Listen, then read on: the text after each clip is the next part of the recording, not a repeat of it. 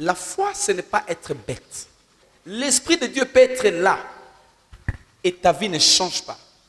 Ce ne sont pas toutes les personnes qui ont Dieu dont leur vie ont changé. Il faut une chose pour que ta vie change.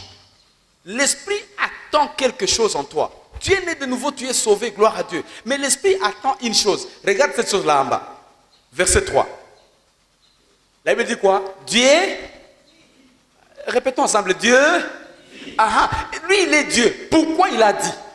Alors que son esprit mouvait sur la terre. Pourquoi son esprit ne pouvait pas amener la lumière? Il faut qu'il parle. Pour dire quoi?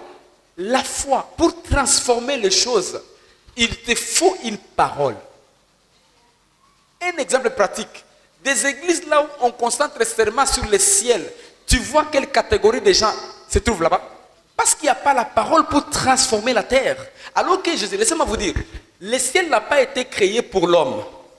Le ciel n'a pas été créé pour l'homme. La terre a été créée pour l'homme. Pourquoi maintenant on va aller au ciel? On n'ira pas au ciel éternellement. On va aller au ciel momentanément. Lorsque Dieu sera en train de restaurer la nouvelle terre pour nous remettre sur la terre. C'est-à-dire aller au ciel, c'est la gestion des crises d'Éden. Raison pour laquelle la première chose qu'il faut voir d'abord, c'est transformer les vies à ton entourage. Écoute ça, ça va t'aider. Ça va transformer ta façon de voir les choses. La Bible dit ceci. Et à mettre votre honneur à vivre tranquille. Tu veux vivre dans l'honneur et tranquillement? Je crois que moi, je veux vivre dans l'honneur et tranquillement. Si toi, tu vis dans l'honneur et tranquillement, regardez la solution. Occupez-vous de vos propres. Si tu veux dans l'honneur et être tranquille dans la vie, numéro 1, occupe-toi de tes affaires. Maintenant, les protestants s'occupent des affaires des autres. Voilà. Deuxième chose, travaillez de vos propres.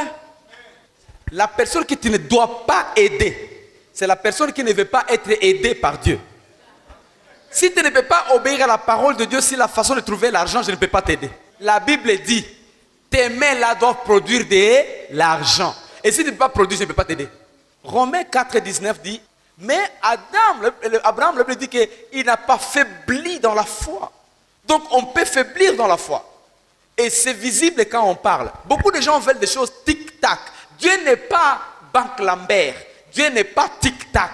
Mais c'est un Dieu qui garde sa promesse.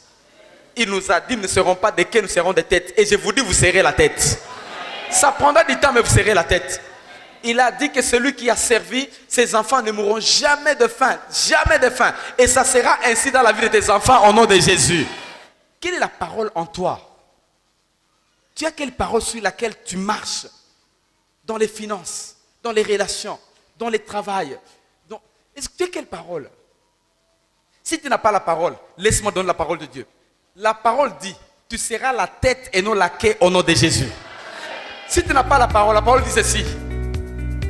Tu seras le pourvoyeur des gens dans le monde. C'est-à-dire, ceux qui te béniront seront bénis et ceux qui te maudiront seront maudits. Ça, c'est la parole de Dieu.